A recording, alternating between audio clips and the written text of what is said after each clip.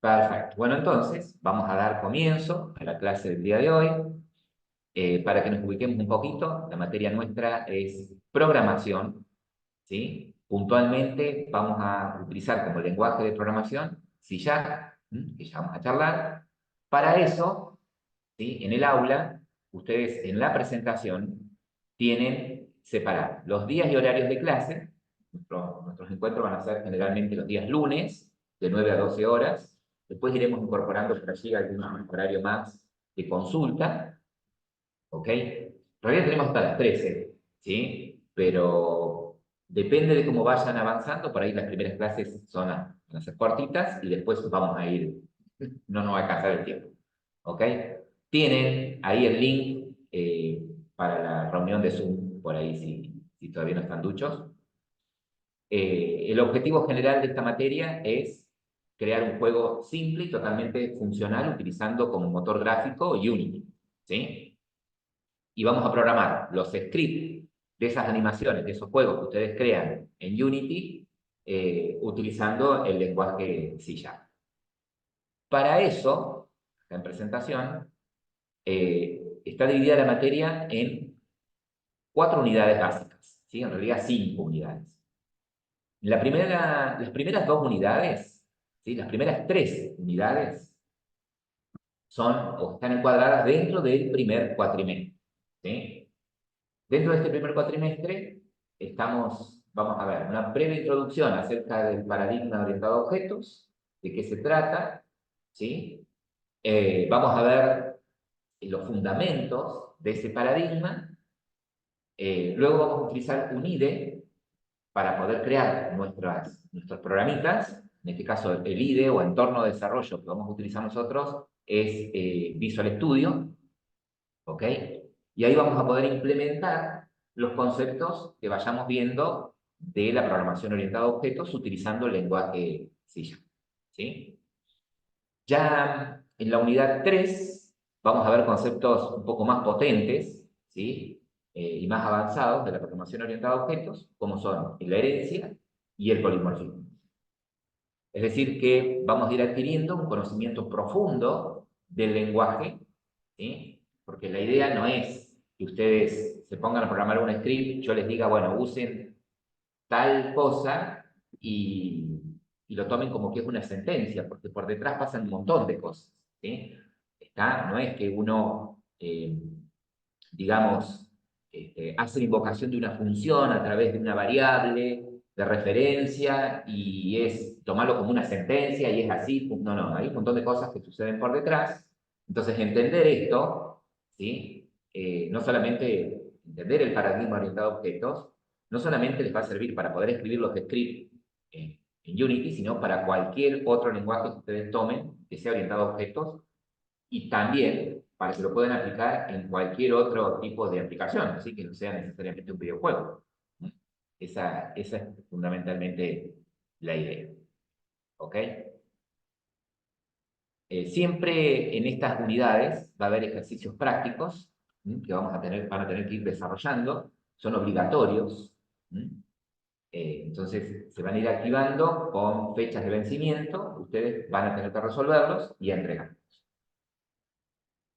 Ya después de vacaciones, prácticamente, empieza la unidad 4, que sería ya trabajar sobre Unity con nuestros scripts, ¿no? Entonces, todos los conceptos que hemos ido viendo, ¿sí? De la programación orientada a objetos, lo vamos a volcar en el uso de las librerías que va a tener Unity, va a tener, perdón, C# de Unity, ¿no? Nosotros vamos a utilizar, programando C# librerías de Unity, ¿tá? Entonces ahí vamos a conocer otro tipo de objetos, ¿sí? Como son los GainObject, los MonoBehavior, ¿sí? Y bueno, y ahí aparecen estructuras especiales como son vectores, ¿sí? Y algunos otros objetos especiales como Quaternary, en fin, ¿no? Que vamos a ir viendo cómo los utilizamos.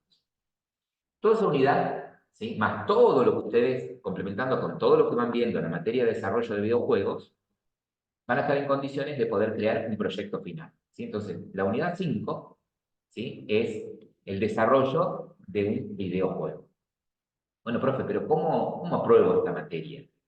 Bien, ustedes recibieron una notificación, ¿sí? Con régimen de aprobación. ¿Tá? Todo esto está también, ya después voy a pasar, voy a anotar acá, el plan de estudio, ¿no? Plan de estudio, para que lo tengan ustedes como guía y como referencia. Entonces, el primer parcial, ¿sí? El primer parcial va a ser antes de las vacaciones, va a ser en el primer cuatrimestre, ¿ok? Entonces, en el primer parcial se van a evaluar los conocimientos básicos adquiridos de la programación orientada a objetos, ¿sí? Y el segundo parcial, en realidad es ya la presentación del proyecto final, ¿tá? Que va a constar de tres etapas, el segundo parcial. La primera etapa es la documentación de lo que ustedes van a presentar, ¿sí? La presentación de la documentación de lo que ustedes van a hacer. La segunda etapa es ya la funcionalidad, o sea, ya la implementación del videojuego, ¿sí? Una versión beta, por decirlo de alguna manera, con las dos primeras escenas, ¿ok? Y la tercera entrega es el juego completo y funcional, ¿ok? Como bien les decía, durante la cursada, ustedes van a tener una serie de trabajos prácticos obligatorios que, para aprobar, tienen que tener una nota mínima de 4, ¿ok? Entonces, ¿quedó regular en la materia?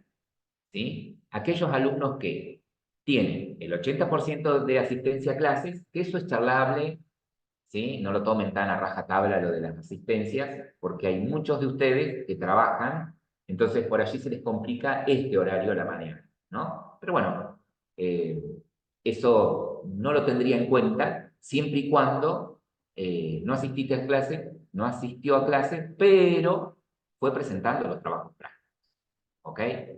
Entonces, sí o sí tengo que tener el 70% de los trabajos prácticos aprobados. ¿Mm? Y el primer parcial tienen que tenerlo aprobado con una nota mínima de 4. ¿Ok?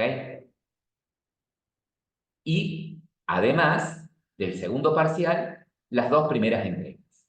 Es decir, aprobé el primer parcial, entregué los trabajos prácticos y del trabajo final, hice las dos primeras entregas, estoy regular en la materia. ¿Qué significa?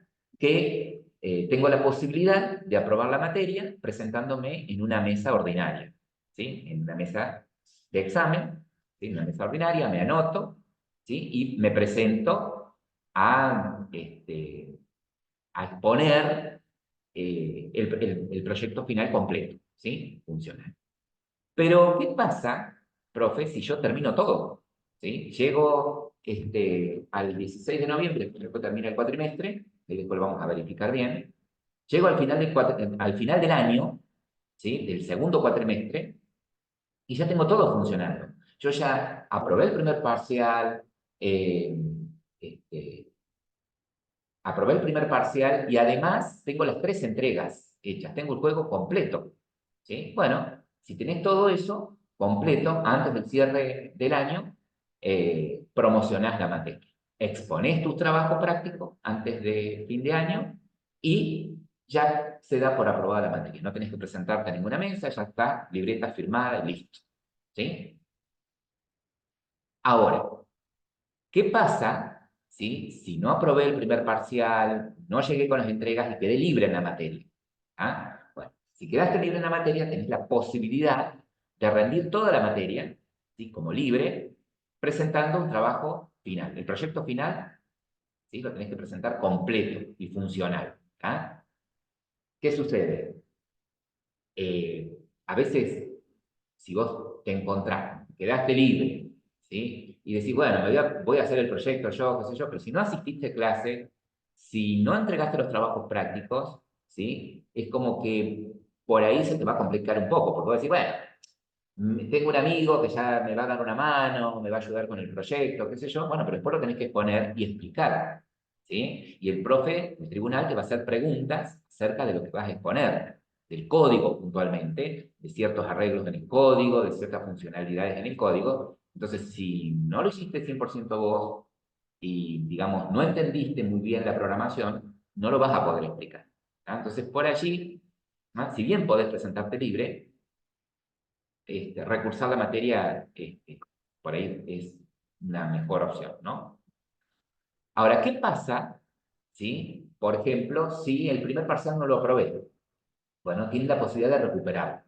¿Estamos? Tiene la posibilidad de recuperar el primer parcial. ¿Estamos? Pero cuando cierra el cuatrimestre, estas dos entregas del segundo parcial tienen que estar completas, ¿sí? No sé si tienen alguna pregunta hasta acá. ¿Hay alguna pregunta? ¿Se va entendiendo?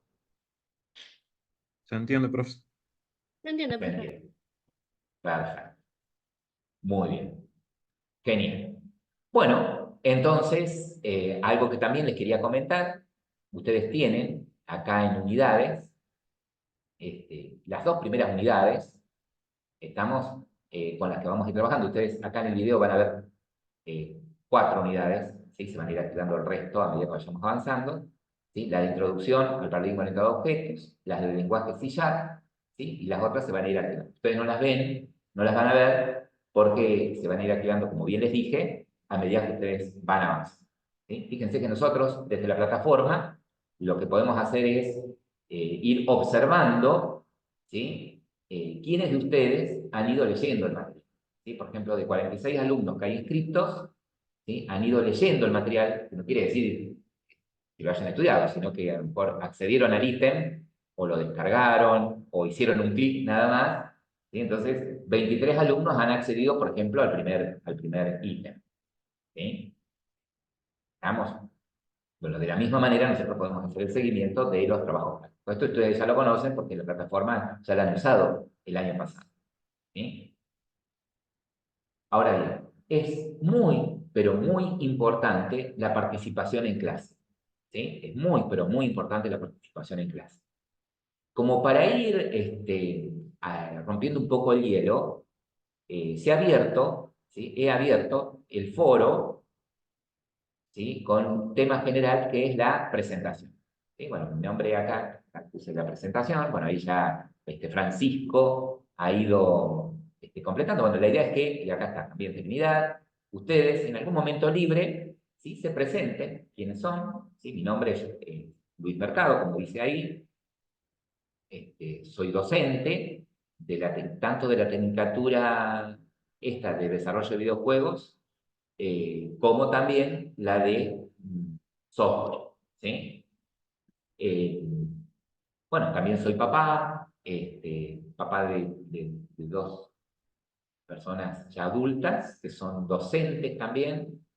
Me apasiona enseñar, pero más me apasiona cuando enseño que participen, ¿sí? Que hagan rica las clases, que pregunten, que tengan dudas, ¿sí? Eso es fundamental, ¿sí? Que nosotros vamos avanzando en los contenidos y por ahí surge alguna duda, algún inconveniente, algo que no se entienda muy bien o que necesitan reforzarlo de alguna otra manera, con total confianza me dicen, ¿sí? Mira, profe, el tema que diste no lo entendí. Bueno, vamos.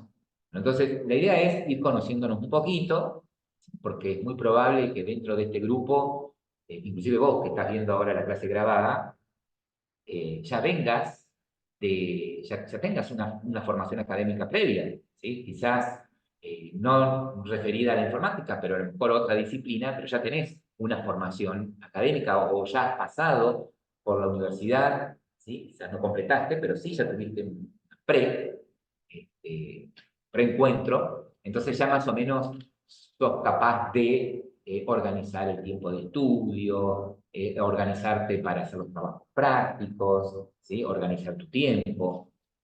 Recuerden ustedes que eh, la enseñanza virtual, ¿sí? Tiene sus pros y sus contras, ¿sí? La ventaja que tienen es que si son asincrónicas, es decir, que después ustedes ven las clases grabadas, bueno, las podés ver en cualquier momento y te pones a hacer los trabajos prácticos en cualquier momento, ¿sí? Si tenés que reunirte con algún compañero para hacer un trabajo práctico, porque va a haber trabajos prácticos grupales, también lo podés hacer online, ¿sí? No hace falta y en cualquier momento, y en cualquier horario en el que les convenga, ¿no? Pero la contra es que al tiempo lo manejan ustedes, ¿sí? Estamos porque tranquilamente podés dar el presente, ¿sí? Y dejás colgado tu nombre en la sala y te vas, ¿sí? Entonces, yo desde acá digo, qué bueno, tengo, no sé, 19 alumnos conectados, están todos, una gran mayoría, no sé si están todos participando, ¿sí? Porque el resto de mi clase durmiendo. O sea, ya ido a hacer un mandado, qué sé yo, no sé. ¿Va? Entonces, la forma que nosotros tenemos de este lado para saber si participan es a través de los trabajos prácticos. Es la única forma de poder saber si se entendieron los contenidos. ¿Ok? Entonces, no se fíen mucho ustedes de esto de la virtualidad, manejo mis tiempos, que like, que bueno, qué sé yo, ¿sí? Porque después esto se hace una bola de nieve, ¿sí? Los conceptos van a ir creciendo, se van a ir agregando más elementos, más herramientas, más conocimiento, y si no lo fui manejando desde el comienzo, no me fui organizando desde el comienzo, se complica, ¿sí? Y mucho. ¿Estamos? Eh, Bien. Bueno, con respecto a la materia, como bien decíamos, esta materia es programación, ¿sí? Esta materia es programación, es una materia anual, es una de las tantas materias anuales que ustedes tienen, ¿sí? Y la pregunta acá es la siguiente. En realidad ustedes me venían diciendo, ¿no? Que en esta materia el lenguaje que vamos a ver es de sillar, ¿sí? Algunos de ustedes me dijeron que es un lenguaje orientado a objetos. ¿Mm? Voy preguntando y ustedes van levantando la mano. Si yo tuviese que clasificar a los lenguajes de programación de alguna manera, ¿sí? ¿Ustedes han programado antes? ¿Han tenido otras materias de programación? Tuvimos introducción a la programación, pero era un pseudo lenguaje, así que técnicamente no. Técnicamente no. ¿Y este año cursan web también? Sí, Perfecto. Bien, y ya seguramente, claro, han usado PCIN, como dice, usando un pseudo lenguaje. Seguramente han leído un poco también del material de web y todo eso, ¿no? Eh, Pregunto, si ustedes tuviesen que clasificar a los lenguajes de programación de alguna manera, ¿cómo los clasificarían? A ver qué se les ocurre. Hola, hola, perfecto. Hola. Yo clasificaría lenguaje de programación para diseño web por un lado y por otro lado lenguaje para programar objetos o videojuegos o mecánicas. ¿Y a qué te referís como mecánico? Acciones que suceden dentro de un juego en particular o en un nivel, en un entorno, que haya como mecánicas del personaje con relación al objeto, qué tipo de objeto es, si es un arma, para qué se usa, y cuando tiene que resolver un puzzle, si no me equivoco, me pareció. No. Bien, y yo te hago una pregunta. Bueno, ahí está poniendo algo Francisco Ticarelli también. Eh, Fíjate vos que dejás de lado, por ejemplo, dejaríamos de lado en esa clasificación el desarrollo de aplicaciones comerciales, de gestión, digamos, por ejemplo. ¿Sí? Por ejemplo, una aplicación para el control de stock de mercaderías de un supermercado, estaríamos dejando. Una aplicación para la gestión de alumnos de una universidad, la estaríamos dejando. Una aplicación para un dispositivo móvil, también la estaríamos dejando, ¿no? De lado. Sí, podría ser una clasificación de esa forma. Fíjate que ahí, por ejemplo, Trinidad, sí, que levantó la mano, ahí ya leo lo de Francisco. dale. No, no, está bien, quería intentar resolver la pregunta ahora. Que siga la de Francisco Bien. segundo. Bien. Bueno, ahí, bueno, en el caso de Francisco, ¿sí? Francisco dice, mira, en mi caso, el año pasado tuve diseño y desarrollo, ¿sí? Y él menciona allí lenguajes, ¿sí? ¿Estamos? HTML, CSS y PHP. Y puede decirme, no, pero CSS es para estilos. Bueno, pero vos no escribís cualquier cosa en CSS. ¿Sí? Usás etiquetas. Esas etiquetas tienen propiedades para establecer estilos para lo que vos diseñás en HTML, ¿no? Entonces podríamos decir que es una especie de lenguaje también. ¿Sí? Sí, exacto. También es un lenguaje. Sí, sí. ¿Tá? Ahora, fíjate que también mencionás PHP, ¿no? Y pregunto, a ver, porque Francisco sabe porque lo hizo, pero a ver el resto, ¿qué opinan ustedes? Eh, HTML, CSS, ¿para qué lo usará ese lenguaje? Los usará ese lenguaje. Para programación web. Claro, puntualmente HTML y CSS para crear lo que serían qué cosas. La hoja de estilo. CSS, la hoja de estilos. Y HTML, Toda la estructura de la página web, es decir, la página, cuerpo, exactamente. Exactamente, Luis. Sí, sí. O sea, toda la estructura de la página web la crearían en HTML, ¿no? Y los estilos de esa página en CSS. ¿Mm? ¿Ah? Pero sí es un lenguaje. Sí es un lenguaje. ¿Sí? Sí es un lenguaje. ¿Y PHP? ¿Qué función tiene ahí? ¿Para qué habrá usado PHP, Francisco? Esa es la que más me costó ¿Para, implementarlo. para qué lo ha usado? ¿Qué creen ustedes? Si no me equivoco, creo que entendí una parte fundamental, creo que era de conectar páginas, conectar algunos enlaces para que tenga interactividad de la página web, si no me equivoco. También me acuerdo que era Mm, para automatizar. Entonces vos ponías código HTML dentro del PHP y lo podías repetir las veces que vos querías o utilizar en tal momento. Es para ahorrar código. No, no. Sí puedo beber. A ver, Trinidad, que levantó la mano ahí. Apareció otra vez que tengo levantada la mano, esta vez sí que no debería decir nada. Ah, bueno. No, Trinidad tiene no. un problema con las manos, mano loca. Escuchen, está bien, sí, puedo yo embeber en PHP, HTML, pero pregunto, bueno, en realidad PHP, ¿sí? Es para diseñar lo que sería el backend, ¿tá? Es decir, toda la funcionalidad que va a estar por detrás de la vista con la que va a interactuar el usuario, ¿sí? Es decir, en la vista, en este caso va a estar creada toda, el front, como ustedes le quieran llamar, el front-end, que va a estar creado en HTML, CSS y JavaScript, ¿sí? Eh, toda esa parte visual, digamos, se va a ejecutar ¿en dónde?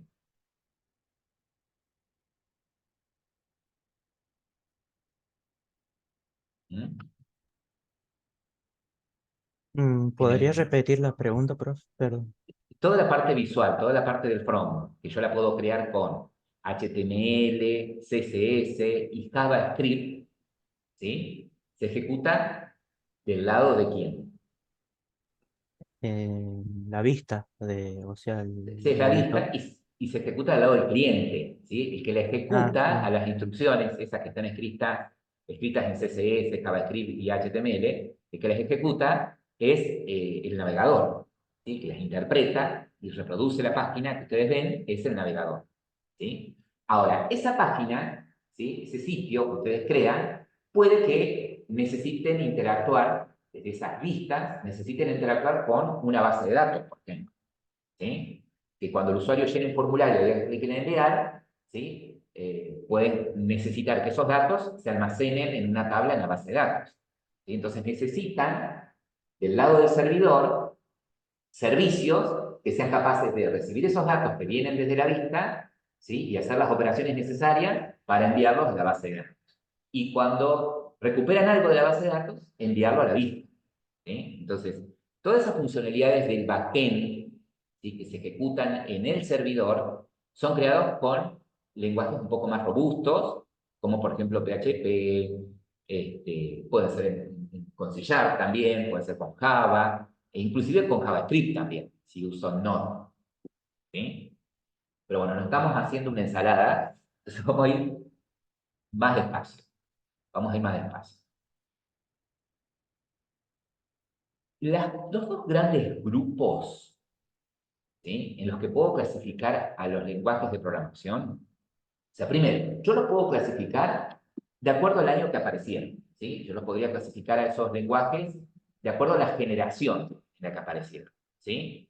Lenguajes de primera generación, de segunda generación. Y esto es algo que se lo han repetido en todas las materias en las que vieron programación, ¿sí?, o en las que vieron arquitectura del ordenador, ¿no? Los lenguajes ensambladores, los lenguajes, ¿sí?, el lenguaje máquina, el código máquina, los lenguajes compilados, interpretados. ¿Ah? Entonces, yo puedo clasificar a los lenguajes de acuerdo a la generación en la que aparecieron. ¿Sí? Los lenguajes de primera generación son los lenguajes pura y exclusivamente lenguajes máquinas, lenguajes que eran interpretados directamente por el procesador, como por ejemplo los lenguajes ensambladores, ¿sí? Assembler. ¿Ah? Hasta ir evolucionando los lenguajes y usar instrucciones muy parecidas a las que usa el lenguaje humano. Entonces ahí aparecieron lenguajes que son estructurados, procedurales, ¿sí?, orientados a objetos, en donde la forma de programar, ¿sí?, es muy parecida, ¿sí?, o el lenguaje que se usa es muy parecido al lenguaje natural, al lenguaje humano. ¿Okay? Esa sería una clasificación. Y otra clasificación, ¿sí?, podría ser, por ejemplo, en base al paradigma que soporta. ¿Sí? ¿Qué es un paradigma? Ustedes que estuvieron leyendo ahí las diapositivas. Como algo que ya Esto, está establecido, ¿no? Como una estructura Sí, establecida. es un modelo, es un conjunto de modelos. ¿Y es un modelo qué es? ¿Qué es un modelo? ¿Mm? ¿Qué es un modelo para usted? Por ejemplo, el plano de una casa es un modelo. ¿Sí? Un diagrama de flujo que ustedes hacían en PCI es un modelo. Una serie de instrucciones. No. Vos fíjate que en un plano no ves instrucciones, no ves palabras. ¿Sí? Ves dibujos, símbolos y referencias, ¿no es cierto?, de medidas. ¿Sí? Un modelo es una representación abstracta, ¿sí?, una representación conceptual de una realidad. ¿Sí? Eso es un modelo. ¿Estamos? Por ejemplo, el plano de una casa no es la casa en sí, es la representación, de manera muy general, de lo que podría llegar a ser una casa, ¿no? Eso es un modelo. Y la pregunta es la siguiente: ¿por qué razón el arquitecto primero arma un modelo? ¿Por qué armar un plano? No se pone a hacer la casa directamente. ¿Qué les parece a ustedes?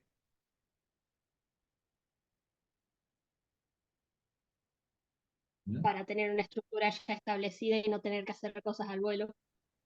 Claro, porque hacer cosas al vuelo, ¿qué provocaría? ¿Qué pasa si Errores. el Errores, arquitecto... ¿Eh? errores, errores. Claro, puede haber errores. Es decir, no sé, de pronto el arquitecto le interpretó mal al cliente, ¿sí? Y puso la ventana donde no debía, puso más aberturas de las que debía, o por ahí se le pasó por alto la instalación eléctrica, o se le pasó por alto la instalación de gas, ¿sí? La red de gas. ¿Ah? O hubo ciertas cuestiones que no tuvo en cuenta, por ejemplo, el flujo de la luz, ¿sí? Y bueno, entonces, ¿eso qué provocaría? Y como bien dice, errores. Y esos errores tienen un costo, ¿sí? si el tipo se pone directamente, si el arquitecto se pone directamente a construir y de pronto el cliente dice, no, no, pero eso no era lo que yo quería, ¿sí? ¿Qué pasa? Hay un gasto en materiales, gasto económico y en tiempo, ¿sí? El tiempo es el único recurso no renovable, ¿no? Es uno de los recursos no renovables dentro de cualquier situación, ¿no? El tiempo no se recupera, ¿está? Pero puntualmente hay un costo económico, ¿sí? Y de tiempo. Entonces, para evitar ese tipo de errores, ¿sí? Estoy mencionando lo más leve, ¿no? Porque la construcción de puede ser, si es un edificio, y hacerlo al tuntum, errores de cálculo con respecto a terreno, nivel y todo eso, puede provocar catástrofes, ¿sí? Entonces, accidentes. Entonces, por eso se modela, ¿sí? Primero se hace un plano, el plano sirve tanto para que el equipo de arquitectura pueda dialogar con el cliente para ver si es eso lo que él quiere y a su vez poder dialogar con sus pares, ¿sí? Para ver los pros y los contras de los distintos componentes que le van a poner a esa vivienda. Bueno, en software pasa lo mismo. Nosotros en software creamos productos. Entonces, generalmente, ¿sí? Uno primero modela. Pero el modelo, ¿sí? Entonces, no es algo concreto, es algo que va a ser, ¿sí? Y está hablado, muestra un punto de vista muy genérico, ¿sí? Muy genérico, porque vos podés decir en el modelo, bueno, acá hay una ventana, acá hay una puerta, ¿sí? Pero no estás diciendo qué puerta vas a poner. Si vas a poner una puerta de cedro, si vas a poner una puerta de chapa, si vas a poner, ¿sí? No estás diciendo concretamente que estás hablando muy en general, ¿ok? Justamente, ¿sí? Un paradigma es una colección de modelos, de moldes, de patrones, ¿sí? Conceptuales, que todos juntos especifican un marco, ¿sí? De diseño y de desarrollo de programas, ¿ok? Todo ese conjunto de modelos, ¿sí? Son los que van a determinar la estructura que van a tener tus programas. Por lo tanto, podemos decir, de acuerdo a lo que ustedes tienen ahí en la teoría, que un paradigma representa un enfoque o filosofía para la construcción de software. Además de aportar un conjunto de buenas prácticas. ¿Qué significa esto? Si lo creo yo. Que el paradigma lo que propone es una metodología, una forma de, cuando estás frente a un problema, cómo lo debes analizar, cómo lo debes modelar y cómo lo debes implementar. Eso propone un paradigma. Además, te da, como bien dije recién, un conjunto de buenas prácticas, ¿sí? Eso que vas a implementar, ¿de qué manera es conveniente hacerlo? Y ahí surgen, por ejemplo, en lenguajes orientados a objetos, esto, que, por ejemplo, los nombres, dependiendo del lenguaje que estás usando, a las variables ponerlas en minúscula, los nombres de las funciones que sean verbos, ¿sí? Que se escriban en minúscula, los nombres de las clases que representan a los distintos objetos que van a intervenir, se escriban en mayúsculas, ¿sí? Propone prácticas, ¿sí?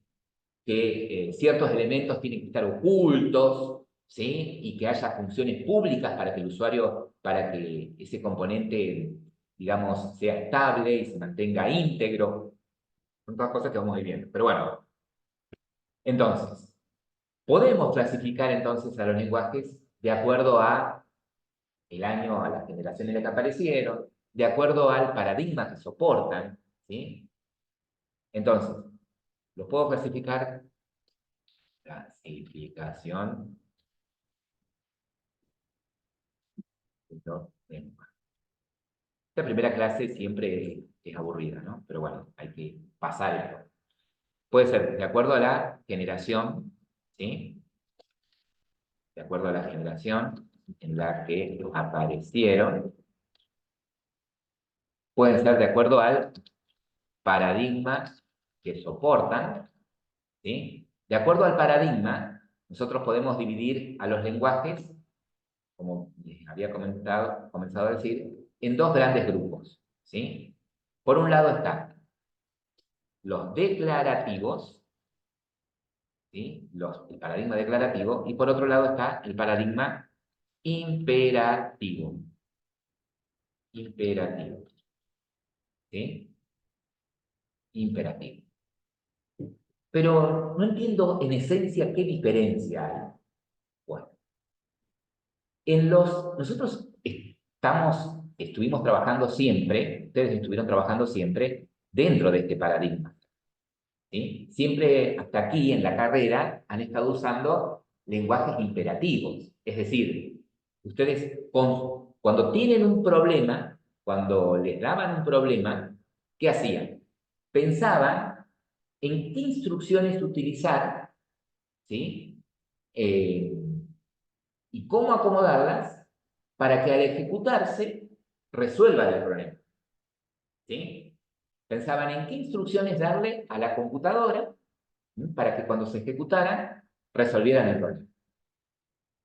Y ahí intervenía, por ejemplo, o sea, ¿cómo pensaban eso? Y ustedes decían, bueno, mira, a ver, no sé, tengo X problema. Bueno, tengo que pensar en, por ejemplo, qué datos tendría que recibir mi aplicación, mi programa, de qué manera procesar esos datos, cómo guardarlos esos datos para después, más adelante, mostrar un resultado. Y fíjense que cuando construían los programas, en este caso PCINT, ¿sí? Pero en esencia representa a todos los lenguajes imperativos, ustedes pensaban en variables e instrucciones. Y su programa básicamente estaba formado de esas cosas. Variables e instrucciones. ¿Sí? Veían qué datos son los que necesitaban guardar, de qué manera ejecutar las instrucciones para que procesen esos datos que estaban guardados y luego mostrar el resultado o devolver un resultado, ¿no? Pero en esencia, instrucciones. En cambio, los lenguajes declarativos, ¿sí? En realidad, en los lenguajes declarativos, yo indico qué es lo que quiero, ¿sí? Pero no cómo lo voy a hacer. Que no te estoy entendiendo mejor. Claro, en el enfoque imperativo, ¿sí? Yo ponía las instrucciones para indicarle al ordenador cómo tenía que ejecutarlas para resolver el problema. ¿Sí? Yo tenía que decir cómo lo resolvía. En cambio, en los lenguajes que son declarativos, yo digo, ¿qué es lo que quiero? Ah, bueno, pará. Entonces, si en los lenguajes declarativos yo digo qué es lo que quiero, tiene que haber alguien entre mi programa, ¿sí? y el procesador que sea capaz de interpretar qué es lo que quiero para hacerlo. ¿Sí? Exactamente. Y es acá en donde aparece otra clasificación que podemos hacer de los lenguajes, ¿sí? Que es si son interpretados, si son compilados o híbridos. Creo que lo escribí bien. Híbridos. Interpretados, compilados e híbridos. Entonces, en los lenguajes declarativos, ¿sí? En los lenguajes declarativos, yo creo mi programa, ¿sí? Yo acá abajo tengo el sistema operativo sobre el que va a correr mi programa,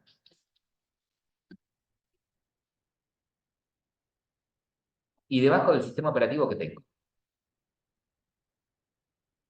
¿Y cuál sería esta otra capa?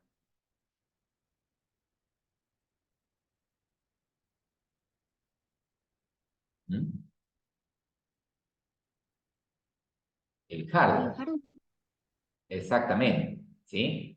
Entonces, ustedes saben que en cualquier ordenador, en cualquier dispositivo, ¿sí? Que se comporte como ordenador, yo necesito tener instalado un sistema operativo, ¿ok? Que es el que va a permitir que un usuario pueda interactuar con el hardware subyacente, ¿no? Entonces, cuando yo corro un programa declarativo, ¿sí? Yo creo mi programa, pero tiene que haber previamente instalado en mi sistema operativo mi computadora, como lo quieran llamar, un intérprete. ¿Sí? Tiene que haber instalado previamente un intérprete. ¿Sí? Entonces, por ejemplo, HTML es un lenguaje declarativo. ¿Sí? HTML es un lenguaje declarativo. Por lo tanto, si yo construyo mi programa en HTML, ¿sí? Tiene que haber instalado previamente un intérprete para que sea capaz de traducir esto que yo escribí línea por línea al sistema operativo y el sistema operativo recree lo que yo puse. ¿Sí? Che, no te estoy entendiendo. Bueno, veamos. A ver, puedo comenzar acá. Tengo que compartir. Bien. Entonces, veamos esto. Por ejemplo, crear un nuevo archivo. A este archivo le voy a llamar página 1.html. Profe, pero no vamos a ver web. No, vamos a entender acerca de los lenguajes. Bien, lo vamos a abrir. Yo lo voy a editar, en este caso, con Visual Studio Code. Ahí. Bien. Dentro, por ejemplo, de un archivo HTML, ustedes van a ver cosas como estas, ¿sí? Ustedes van a ver una serie de etiquetas, ¿sí? Que va a generar una serie de etiquetas. Algo estoy haciendo mal. Bueno, lo vamos a hacer nosotros. Una serie de etiquetas, ¿sí? Que el intérprete va a saber qué hacer con esas etiquetas, ¿sí? Por ejemplo, cabecera. Fíjense que son todas etiquetas, ¿sí? Son todas. Y acá empieza, por ejemplo, el cuerpo de la página. Fíjense que yo uso, si se quieren, instrucciones, ¿sí? Que acá están representadas con etiquetas. Y fíjense que yo solamente digo qué es lo que quiero. Supongamos que ustedes dicen, yo quiero que aparezca un título que diga bienvenido. Bueno, pongo la etiqueta adecuada, con lo que quiero que aparezca, ¿sí? Pero yo no indico cómo lo tiene que hacer, ¿sí? Yo solamente le digo qué quiero, ¿sí? Y el intérprete después, cuando ejecute cada una de estas sentencias, ¿sí? Va a saber cómo reproducirlo a eso, ¿sí?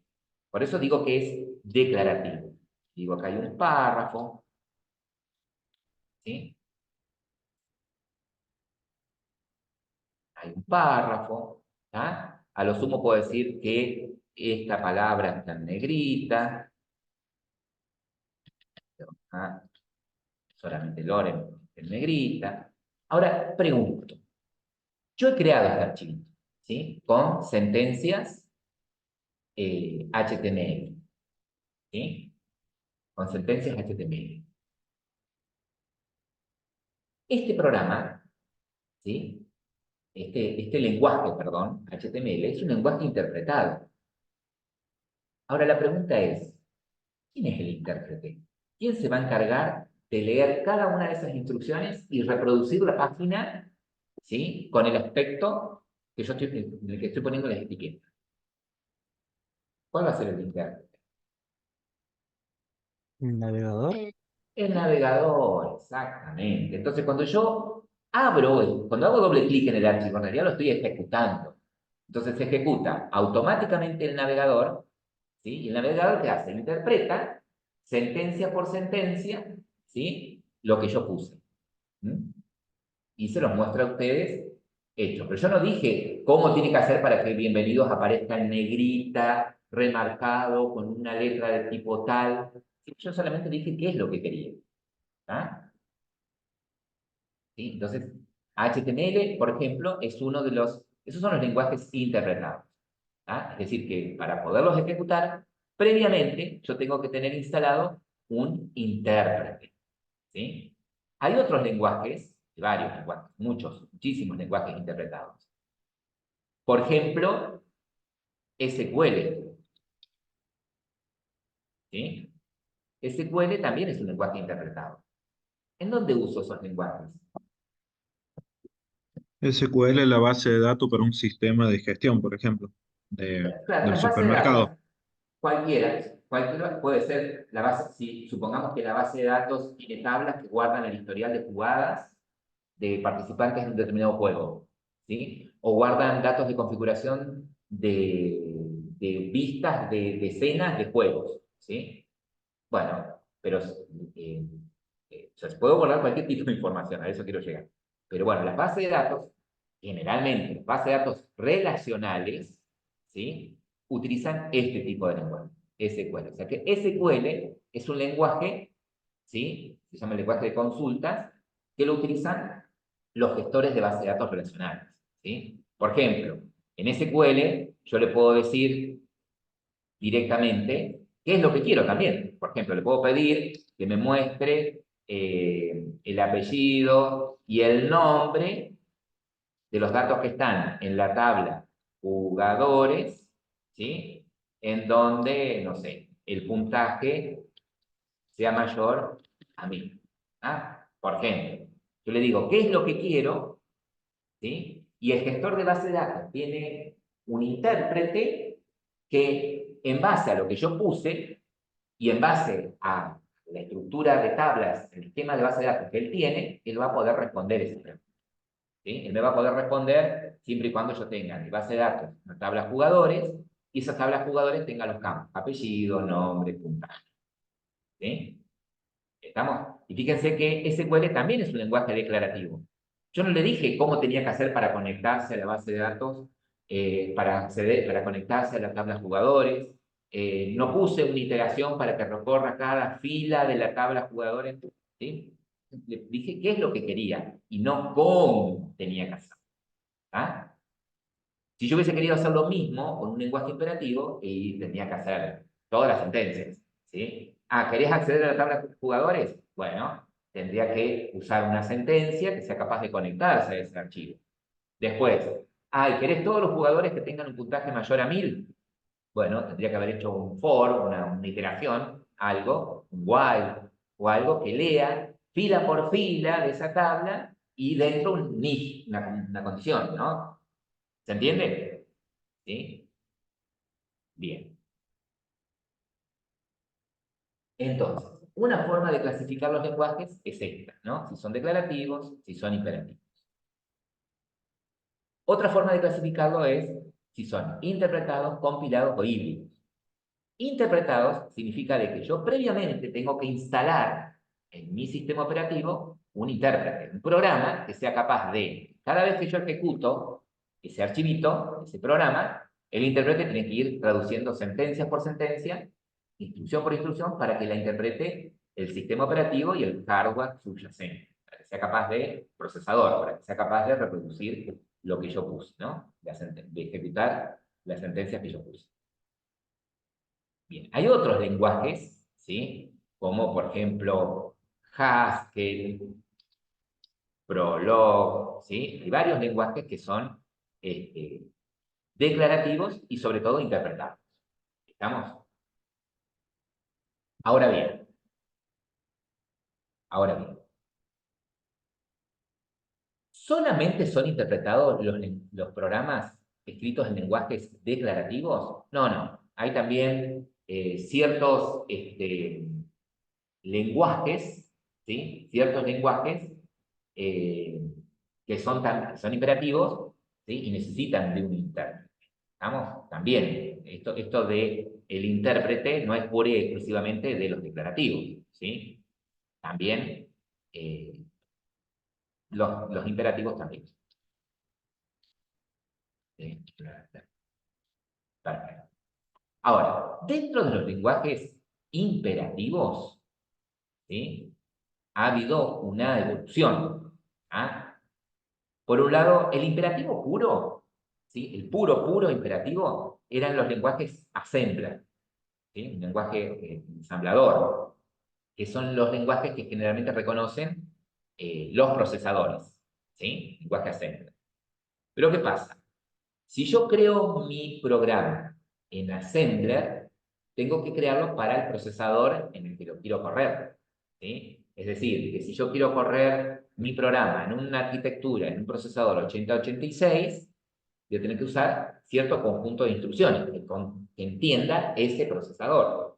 Si de pronto quiero crear un programa para que corra en una arquitectura de Macintosh, Mac, y bueno, tendría que crear el mismo programa, pero con otro conjunto, o sea, que haga lo mismo, pero con otras instrucciones. Interprete ese otro procesador. ¿Sí? ¿Estamos? Entonces, dentro del imperativo puro tienen los que son ensamblados, después fue avanzando y evolucionando y aparecieron, ya mucho después, los que son estructurados, ¿sí? Y procedurales, ¿sí? ¿Cómo estructurados y procedurales? Sí, estos lenguajes de programación, estructurales y procedurales, como por ejemplo Pascal, C, ¿sí? Eh, COBOL, estos lenguajes, ¿sí? Entre otros, permitían lo siguiente. Cuando ustedes querían representar, que lo probaron ustedes en PCI, ¿no? Son estructurados ¿por qué? Porque muestran de una manera muy clara y definida las distintas estructuras de programación. ¿Sí? Ustedes, ¿cuáles son las estructuras de programación? ¿Cuáles son las estructuras de programación? A ver.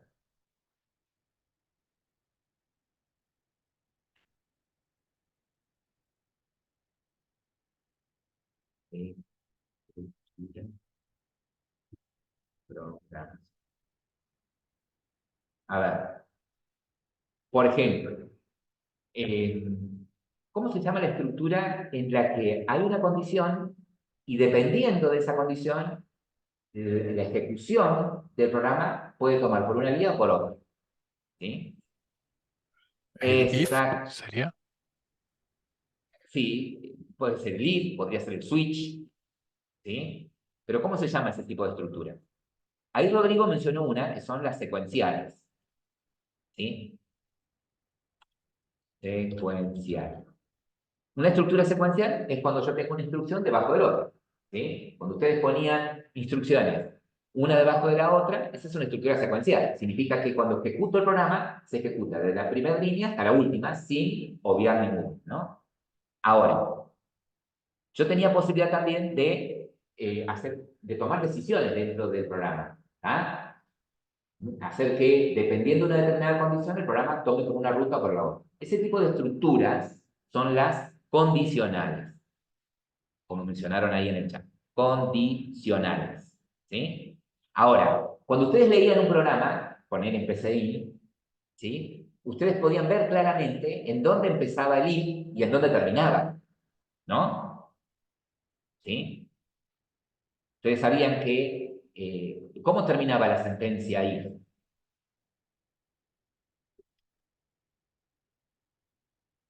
¿Cómo sabían que el if terminaba acá? Con fin de sí en PCI o con la abertura de un corchete y la cerradura de un corchete en caso de en algunos programas. Claro, o sea que llaves, más que corchetes, llaves, ¿no? Pero bueno, por ejemplo, en un if, usando lo de PCI, ¿no? Que tenían el sí, entonces, fin sí, usaban, ¿no? Y si era una iteración, por ejemplo, un mientras, ¿tá? Tenían un fin mientras. ¿Estamos? Pero con respecto a las estructuras secuenciales, por ejemplo, si tenían un según sea, había un fin de según sea. Si usaban un sí, tenían el fin sí. ¿Estamos? Perdón, en otros lenguajes, En otros lenguajes, el inicio y el fin de esos bloques están definidos con llaves, ¿sí? Dependiendo, como dice ahí el compañero, el lenguaje. Bien, y otro tipo de estructura, ¿sí? Que ya que mencionaron ahí el while, el mientras, el repetir hasta, ¿sí? El para, ¿cómo se llaman esas estructuras?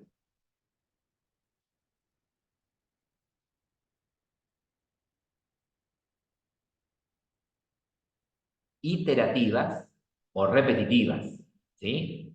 Perfecto. Bien, entonces, en los lenguajes estructurados, ¿sí? En los lenguajes estructurados aparecen bien definidas las distintas estructuras de programación, tanto las secuenciales como las condicionales o iterativas, ¿sí? Y también tengo la posibilidad de crear, ¿y a qué hace referencia lo procedural? Va sucediendo mientras, me perdí. Mientras sigue las instrucciones. O No. sea que no ¿A qué para. le suena procedural? Profe, Proce, sí. me parece que en los videojuegos como algo aleatorio, como, no sé, No, a lo ver, no se interpreto vayan a los como... videojuegos, porque todavía no saben programar, no hemos programado en esto, Ah, ¿sí? En PCI, a ver, ¿cuándo Algo que aplicaban? Procedural. Significa de que yo al problema lo podía dividir en subproblemas.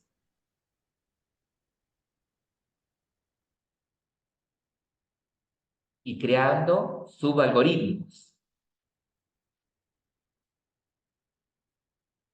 ¿sí? Subalgoritmos. Ahí aparecían los conceptos de procedimientos y funciones, ¿sí? ¿No trabajaron con eso en PCI?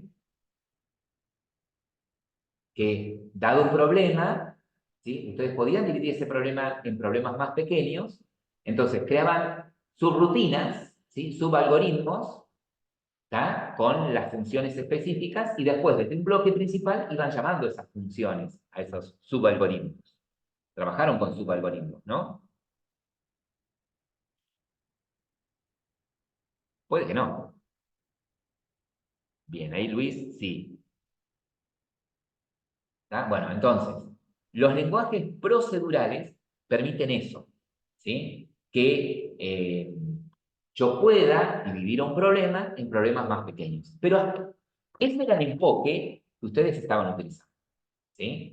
Un enfoque procedural, ¿sí?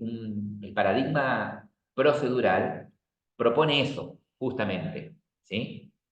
Que dado un determinado problema, el enfoque era, bueno, dividirlo en problemas más pequeños, resolver cada uno de esos problemas pequeños y al resolver cada uno de esos problemas pequeños estás resolviendo el problema más general, ¿sí? Bien. Y una evolución luego del paradigma procedural es lo que llamamos paradigma orientado a objetos. Paradigma orientado a objetos.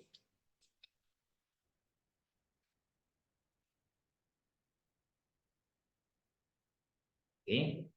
Yo particularmente considero al paradigma orientado a objetos como una evolución del paradigma imperativo.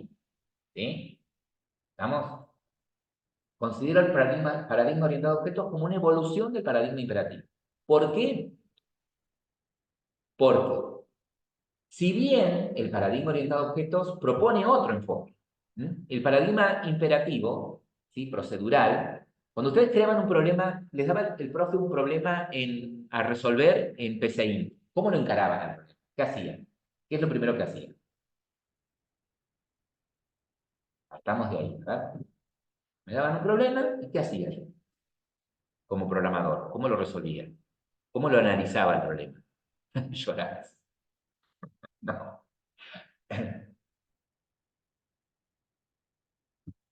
¿Mm? Primero identificábamos qué partes del programa Es decir, por ejemplo, pedían primero pedirle al usuario que ingrese cierta cantidad de números. Luego de esa parte le guardábamos una variable.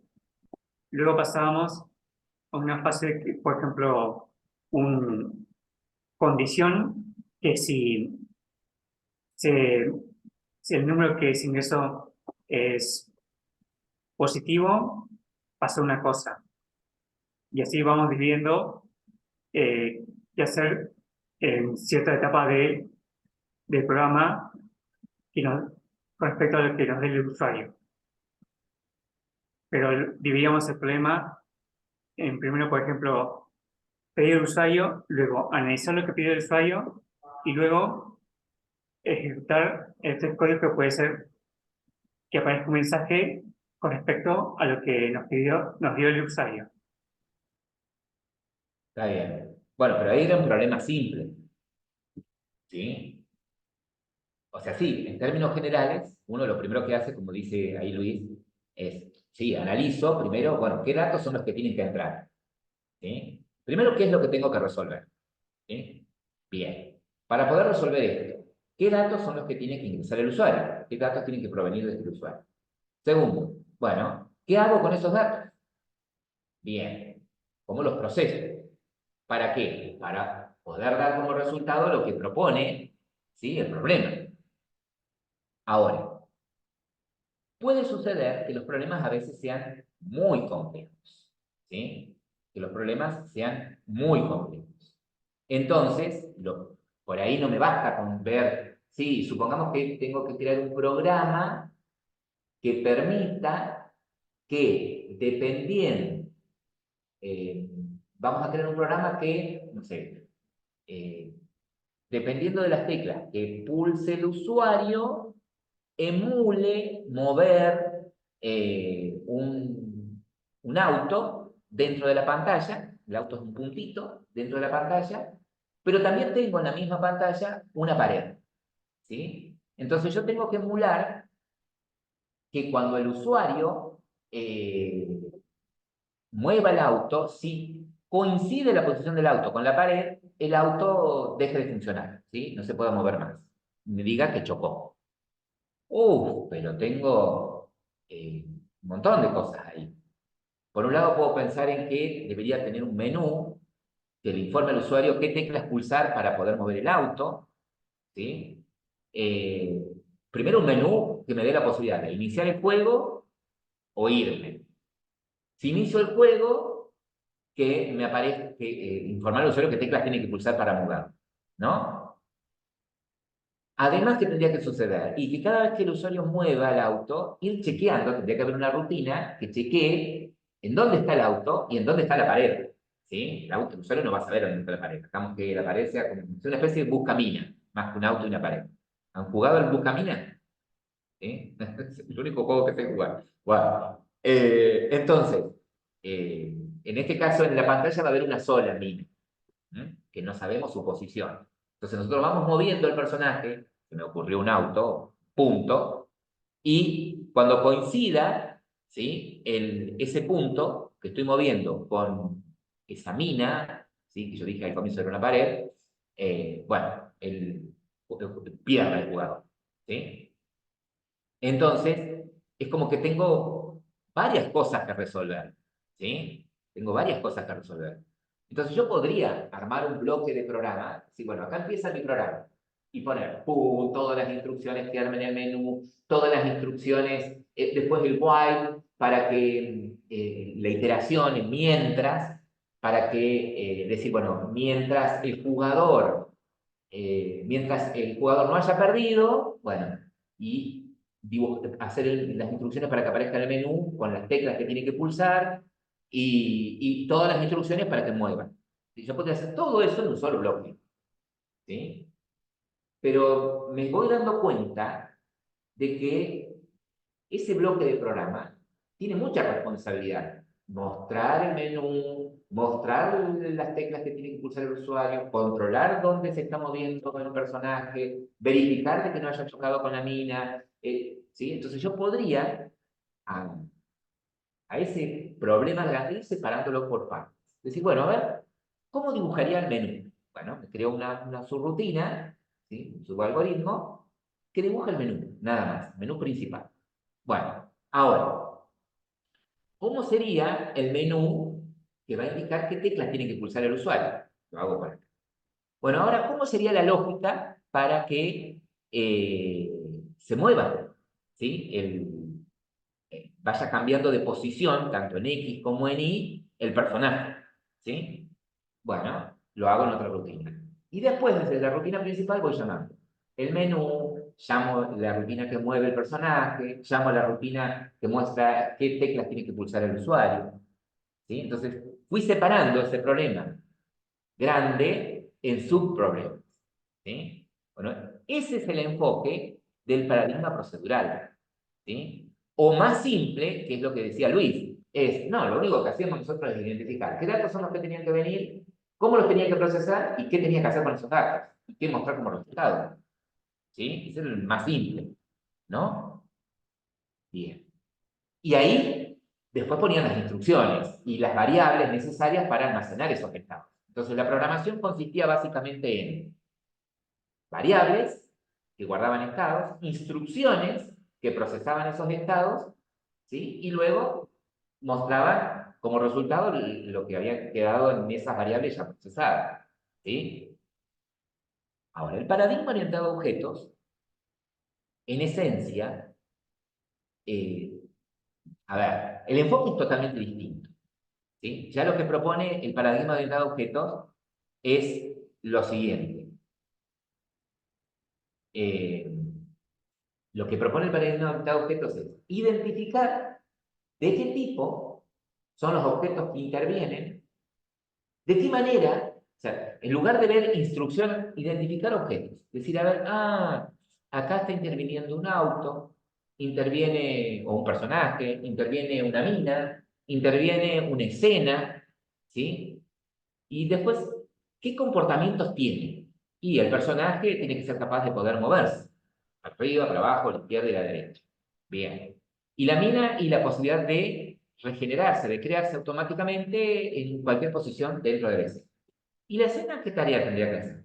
Y la escena tendría que ser capaz de poder saber en dónde está el auto y en dónde está la mina, ¿sí? Y tener una funcionalidad que sea jugar, que sea esa funcionalidad la que permita que el usuario pueda desplazar el auto dentro de la escena o el personaje dentro de la escena y cuando coinciden en su posición, perder, ¿sí? Por ejemplo, hacer que pierda. Entonces, si bien el enfoque es diferente, porque se basa en identificar de qué tipo son los objetos que intervienen, qué características tienen esos objetos, qué comportamientos tienen, de qué manera entonces los hago, van a colaborar entre sí para resolver el problema, pero en definitiva, esas funcionalidades que tienen, por ejemplo, el auto de poder moverse para arriba, para abajo, para la izquierda y para la derecha, la escena de poder mover el auto de acuerdo a lo que el usuario elige, esas acciones también van a estar programadas con instrucciones, ¿sí? Y vamos a usar estas estructuras secuenciales, iterativas, ¿sí? O condicionales, ¿tá? Por eso digo que la programación orientada a objetos es una evolución del paradigma imperativo, porque voy a seguir usando instrucciones, ¿sí? Voy a seguir usando instrucciones, solamente que cambia el enfoque, cambia la forma en la que voy a ver y voy a analizar un problema, ¿sí? Ahora bien, yo recién mencioné, ya en un ratito vamos a hacer un pequeño descanso. Yo recién mencioné que, digamos, a los lenguajes los podemos declarar, los podemos clasificar de acuerdo al paradigma que soportan, ¿sí? También lo podemos declarar, los podemos clasificar de acuerdo a si son interpretados, y ya vimos más o menos que es un intérprete. Pero, ¿qué es un compilador? ¿Qué significa que un lenguaje sea compilado? ¿Qué es eso? Por lo que tengo, por lo que tengo entendido, cuando un lenguaje es compilado es que es traducido a la máquina para que la máquina lo lea de forma más óptima, sin que nosotros tengamos que programar en el lenguaje de la máquina. Exactamente. Bien. Entonces, lo que dice el compañero tiene toda la razón. Vieron que yo recién les decía, bien, yo les hablaba de lenguajes ensambladores, ¿sí? Que eran los imperativos puros. Yo con el lenguaje ensamblador directamente programaba para el procesador de la computadora, ¿sí? Directamente programaba para el procesador. La contra grande era que si ahora ese programa tenía que correr en otro tipo de procesador y tenía que escribir el programa de nuevo, ¿sí? Bien. Ahora, en los lenguajes declarativos, yo escribo las instrucciones en un lenguaje, por ejemplo en HTML, ¿sí? Y el intérprete es el que se encarga de traducir sentencia por sentencia para que sea ejecutada por el procesador, ¿sí? O sea, el navegador traduce esas sentencias en HTML o lo que fuere, ¿sí? En el caso del navegador en HTML o JavaScript, también el navegador también interpreta JavaScript, para que le ejecute el procesador, ¿sí? Y el procesador devuelve la pantalla, en este caso, la página ya armada, ¿no? Bien, pero el intérprete traduce sentencia por sentencia. Ahora, hay lenguajes, ¿sí?, de programación que permiten la compilación. Y lo que dice el compañero tiene toda la razón. En los lenguajes compilados, ¿sí?, lo mismo. Yo tengo que tener instalado sobre mi computadora, ¿sí?, un compilador. Tengo que tener instalado un programa parecido a un intérprete, ¿sí? Parecido a un intérprete. Entonces, yo creo mi programa, ¿sí? Por ejemplo, C es un lenguaje compilado, ¿sí? C es un lenguaje compilado. Pascal es un lenguaje compilado, ¿sí? Entonces, si yo creo mi programa en C, supongamos que se llama proc1, ¿sí? El lenguaje C es un lenguaje muy parecido al lenguaje inglés, muy parecido a lo que vamos a ver nosotros en C Sharp. Que C Sharp es una evolución del lenguaje C, ¿sí? Entonces van a encontrar sentencias escritas en lenguaje inglés, ¿sí? O mnemotécnicos, abreviaturas. ¿Ah? Entonces ahí van a encontrar sentencias como for, if, while, ¿ok? Pero este programa que yo creo, si yo lo quiero ejecutar, el procesador no lo interpreta, no lo entiende, ¿sí? Entonces, para que lo pueda ejecutar, ¿sí?, puedo hacer esto. Los lenguajes que son compilados permiten esto. Que yo los pase al programa, a ese archivo, lo pase por un compilador, y el compilador me genera otro archivo, ¿sí? Me genera como una copia, ¿sí?, del programa original, ¿tá? Solamente que ya traducido a código máquina. Ya traducido a código máquina. Es decir, a un lenguaje que pueda ser interpretado directamente, o ejecutado, o entendido directamente por el procesador, ¿sí? Algo que pueda ser entendido, algo que pueda ser entendido directamente por el procesador. Entonces, los lenguajes compilados, ¿sí?, son aquellos lenguajes que, para poder ejecutar sus instrucciones, las compilo y genero el código máquina. Es decir, que compilo una vez y después ya ejecuto lo traducido directamente, ¿sí? En cambio, los interpretados no. Cada vez que ejecuto, ¿sí?, cada vez que yo hago doble clic en un archivo HTML, el navegador tiene que hacer el trabajo de interpretar sentencia por sentencia, línea por línea, ¿sí?, para reproducir la página. ¿Ah? En cambio, en los compilados no. Genera el código fuente, el código fuente, y ese es el que ejecuta, ¿sí? Entonces, cuando ustedes trabajan con lenguajes compilados, aparecen estos dos conceptos. Código, programa objeto, ¿sí? Programa, que nada que ver con programación orientada a objetos, ¿no? Un programa objeto es el que está escrito en el lenguaje natural, digamos, ¿sí? Y cuando lo compilo, genero mi programa fuente, ¿sí? Por ejemplo, si estoy trabajando con C, sí, es compilado. Si yo estoy trabajando con C y estoy en Windows, por ejemplo, y lo compilo, ¿sí? El archivito se llamaba originalmente proc1.c. Al compilarlo, ¿sí?, generaría un proc1.exe. ¿sí? Genero el archivito Excel, lo que va a tener es ya el código máquina. Ustedes hacen doble clic ahí y ya se ejecuta directamente sin ningún tipo de intérprete. Por eso ya lo va a poder entender tanto el sistema operativo como el procesador. ¿Sí? ¿Estamos? Ahora bien, cuando nosotros trabajamos con lenguajes orientados a objetos, ¿sí? Como por ejemplo C#, ¿sí? Nosotros vamos a utilizar como lenguaje orientado a objetos C#. Hay otros lenguajes orientados a objetos como por ejemplo Java, ¿no? En el caso de C# y en el caso de Java son híbridos. ¿Qué significa que sean híbridos? Significan que, voy a ir acá, nosotros hasta acá sabíamos que teníamos nuestro hardware, en el que acá pongo nuestro CPU, nuestro procesador, ¿sí? Que es más importante. Sobre el hardware tenemos nuestro sistema operativo, ¿sí? Hasta ahí lo entiendo. Sobre el sistema operativo tenemos todos los programas las aplicaciones que hemos instalado, ¿no? Videojuegos, herramientas de diseño, en fin. Los lenguajes que son híbridos necesitan que yo instale previamente no un intérprete, no un compilador, sino una qué.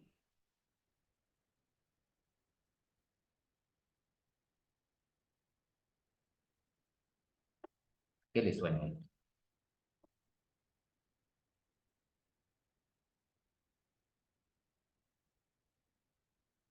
Yo los estoy despegando de lo de videojuegos, ¿eh? No, nada que ver con videojuegos. ¿Sí? No es exclusivo, no es exclusivo del videojuego. ¿Qué es esto? Bien.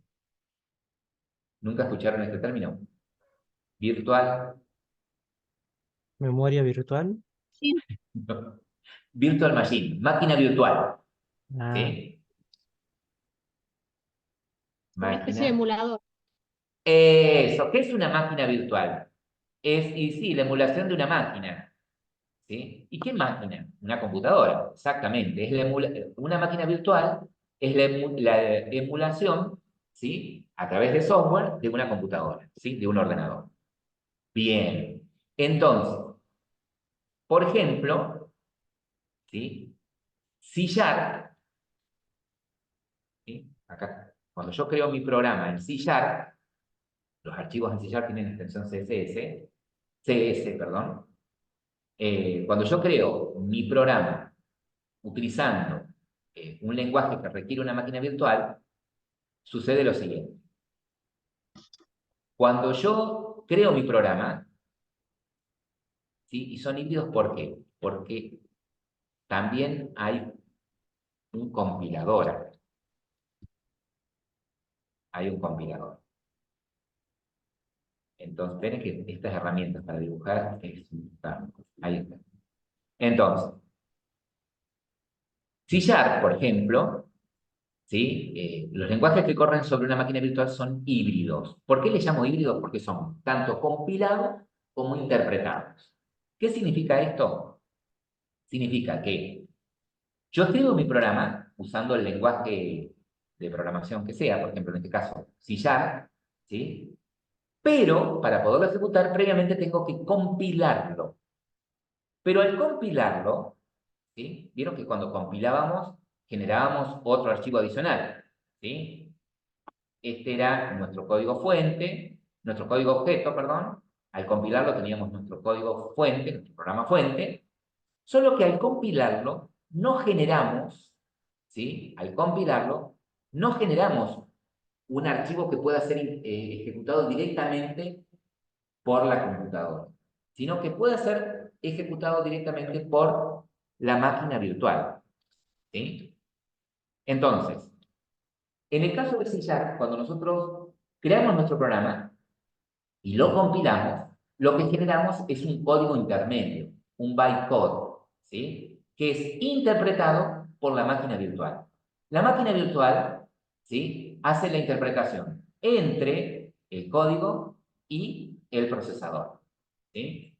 Y ustedes dirán, oh, bueno, pero entonces, ¿en dónde está la performance de estos programas creados como creados que se corren sobre máquina virtual. Porque no me estás diciendo que cada vez que ejecute el programa, la máquina virtual va a tener que traducir instrucción por instrucción a algo que entienda el procesador de la computadora. Sí, pero las máquinas virtuales generalmente traen un compilador en tiempo de ejecución. Entonces, cuando yo corro la primera vez mi programa sobre la máquina virtual genera código máquina. ¿Sí? ¿Está? Entonces, de acá en más, la primera vez interpreta las instrucciones que están en el bytecode, ¿sí? Las ejecuta y crea en paralelo el código máquina. De acá en más, cada vez que yo ejecute ese programa, va a ejecutar el código máquina. Y ahí es en donde gana performance. ¿Sí? Ya no se pone a traducir instrucción por instrucción, ¿sí? Sino que compila en tiempo de ejecución. ¿Sí? Lenguajes que son híbridos, ¿tá? Son C#, Java. ¿Mm? En el caso de C#, ¿alguien sabe cómo se llama la máquina virtual de C#?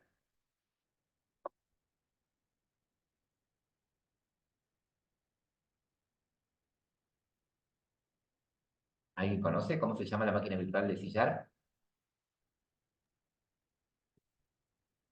Ni idea. .NET. .NET es el nombre de la máquina virtual. ¿Sí? El nombre de la máquina virtual Java es Java. ¿Sí? Java es... el nombre de Java lo tiene tanto el lenguaje como la máquina virtual. ¿Sí? Java Virtual Machine y el lenguaje que programamos Java. En el caso de C#, C# es el lenguaje y .NET es la máquina virtual. ¿Qué significa? Que yo para poder ejecutar un programa creado con C# tengo que tener la máquina virtual instalada. ¿Ok? ¿Qué vamos a lograr con Unity? Y con Unity lo que vamos a lograr es lo siguiente. Si bien vamos a tener nuestros scripts creados en C#, ¿sí? Unity tiene un módulo que permite hacer el compilado. Es decir, un compilado para cada plataforma que lo quieras correr. Es decir, vos vas a querer que tu juego corra en Windows. Bueno, el mismo Unity lo que hace es generar un código fuente para Windows. Es decir, me genera un .exe automáticamente. ¿Sí? Ah, ¿querés que corra sobre una aplicación móvil? Bueno, me genera, si es para Android, me genera el APK, ¿sí? Para que lo pueda correr sobre Android. ¿Sí? ¿Estamos? Entonces, quedamos con que ahora ya sabemos, ¿sí? Que el lenguaje que nosotros vamos a utilizar es el lenguaje C#. ¿Sí? Y sabemos algo más, ¿sí? Que es un lenguaje orientado a objetos, ¿sí? Y que es un lenguaje híbrido. Es decir, que para poder correr nuestras aplicaciones creadas en C#, pura y exclusivamente en C#, porque recuerden que en esta primera parte nosotros no vamos a trabajar con Unity, menos en esta materia. Vamos a trabajar con C#. Entonces, para poder correr nuestra aplicación, ¿sí? Vamos a necesitar tener instalada nuestra máquina virtual. Generalmente ya la tenéis instalada la máquina virtual, ¿sí? Físicamente, en nuestro disco duro, ustedes ya tienen, en algún momento, se han instalado la máquina, porque para poder correr algunas aplicaciones requieren de la máquina virtual, ¿sí? Y físicamente debería estar la máquina virtual en nuestro disco C, si tenemos Windows, en archivos de programa, y acá tengo, Microsoft.net. ¿Sí? Ustedes ahí ya tienen instalada de alguna manera la máquina virtual. Alguna aplicación que han necesitado ejecutar, ¿sí? Que han ejecutado algo, les ha pedido instalar. Cuando instalaron el sistema operativo, se les instala la máquina virtual. Ahora bien, pregunto. Para poder crear nuestros programas, ¿sí? Necesitamos instalar un IDE, ¿no? O sea, para poder crear nuestros programas en C# vamos a tener que instalar un IDE.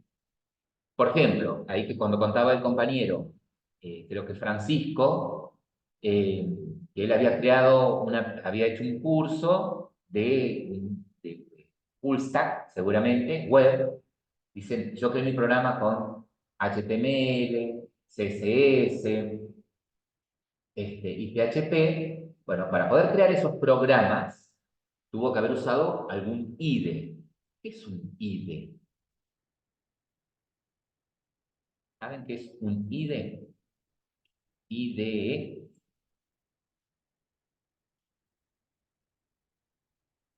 ¿Mm?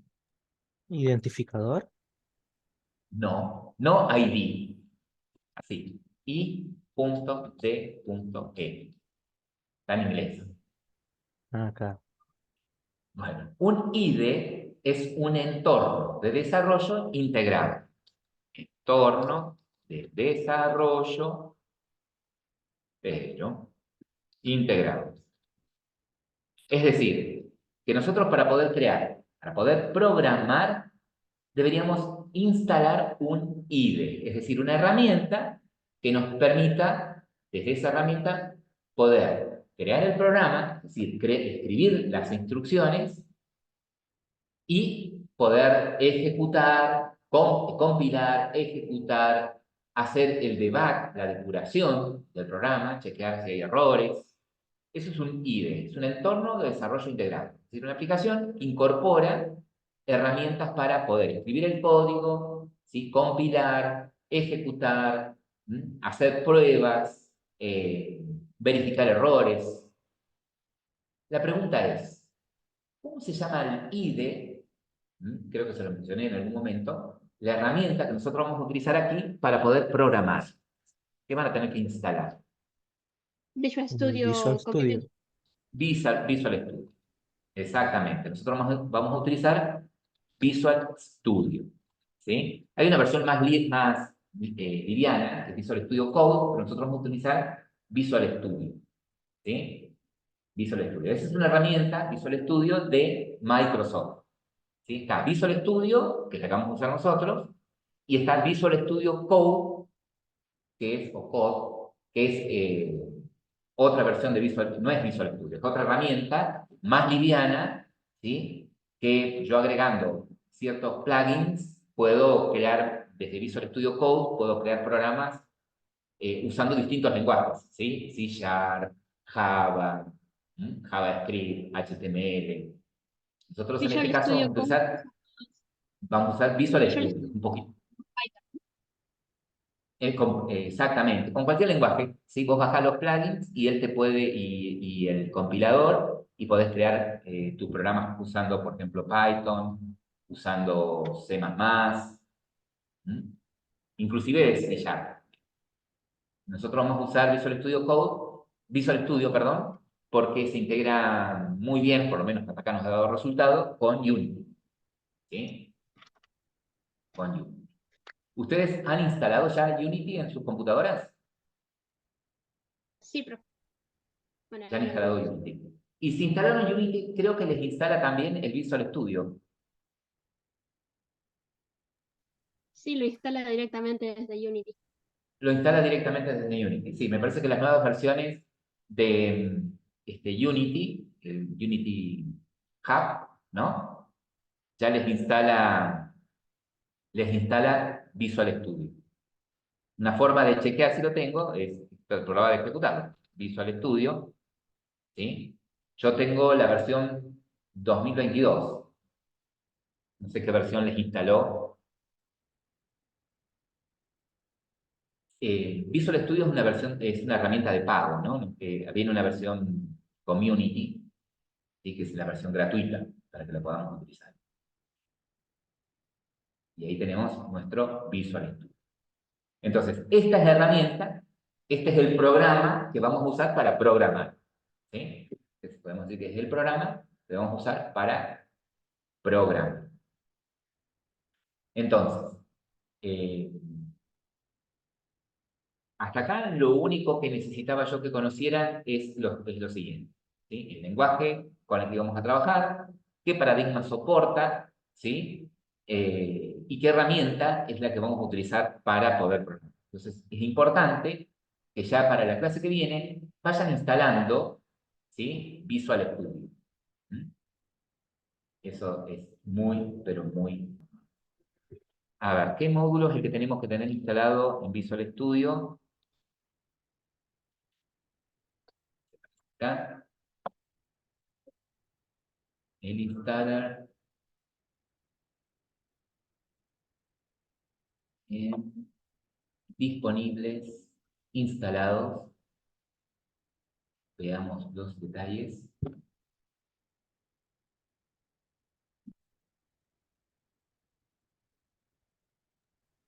Bien, bien, ahí Luis me dice en modificar. eh, Fíjense que lo que tengo instalado, ¿sí? El módulo que tengo instalado es el siguiente. Es este que dice desarrollo de escritorio de .NET, ¿sí?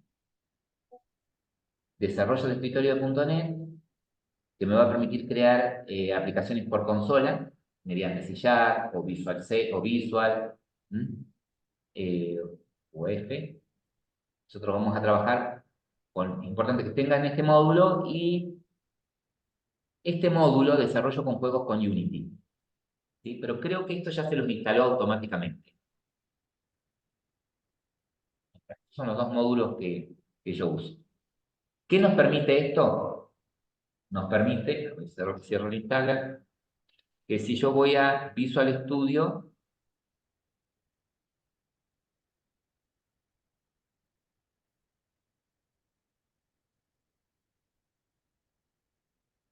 y elijo crear un proyecto,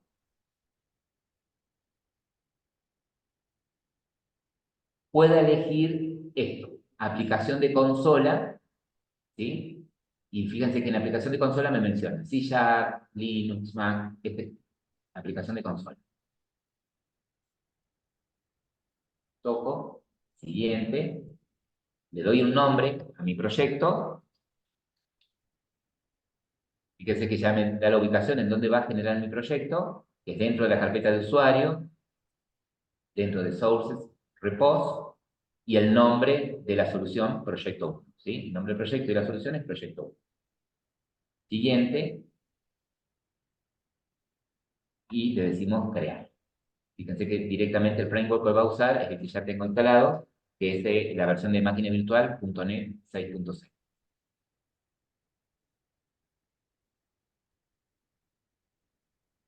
De todas maneras, ¿sí? La semana que viene va también un poquito ahí de teoría, y ya empezamos a trabajar también despacito con C#. Fíjense que cuando genera el proyecto, ¿sí? Se llama proyecto 1, me ofrece una solución. Es decir, yo puedo crear un proyecto con más de una solución. En este caso, siempre vamos a trabajar con una única solución. Fíjense que me generó el proyecto, la carpeta de dependencias, y dentro mi primer archivo CS, C#, ¿sí? Se llama programa C#. Fíjense que lo único que tiene acá es la salida por consola del Hola Mundo, ¿sí? Nosotros ejecutamos esto, lo único que vamos a ver es en una ventana del terminal, ahí está, el Hola Mundo, ¿sí? Ahí está, Hola Mundo. Bueno, justamente, después lo que vamos a ver nosotros es, bueno, cómo vamos a trabajar con más sentencias. La idea es, primero, mostrarles qué propone el paradigma orientado a objetos, ¿sí? Cómo implementar en código esas primeras propuestas que tiene el paradigma, fundamentos más simples del paradigma. Les va a hablar de clase, objeto, les va a hablar, en el caso de la clase, de estructura de una clase, atributos, métodos. Vamos a trabajar con eso y cómo lo implementamos en C#, ¿sí? Y vamos a utilizar también, recordar, esas estructuras de programación que mencionábamos al comienzo, tanto secuenciales como iterativas y condicionales, ¿sí? Cómo se usan y en dónde las usamos. Eso es lo que vamos a empezar a trabajar ya con C#.